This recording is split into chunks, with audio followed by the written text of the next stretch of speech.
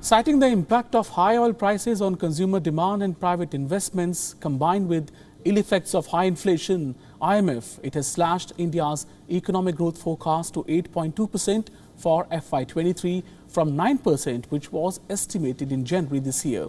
But even after this rate of growth, India is projected to be world's fastest growing major economy, with China's GDP growth estimated to slow to 4.4% in 2022 from 8.1% in 2021. In its World Economic Outlook report, agency also recommended monetary tightening by central banks to keep inflationary expectations in check amid global supply disruptions which have been caused by war in Ukraine. Overall economic risks have risen sharply and policy trade-offs have become even more challenging. Compared to our January forecast, we have revised our projection for global growth downwards to 3.6% in both 2022 and 2023. This reflects the direct impact of the war on Ukraine and sanctions on Russia, with both countries projected to experience steep contractions.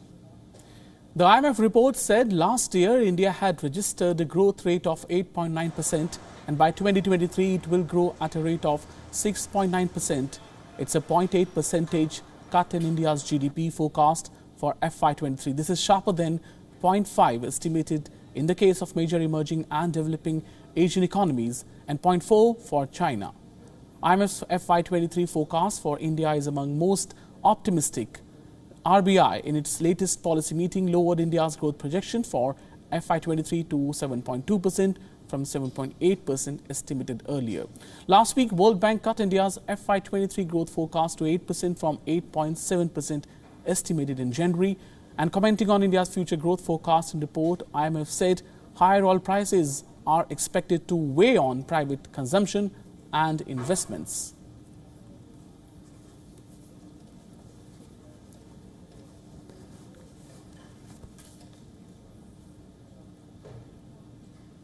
WION now available in your country. Download the app and get all the news on the move.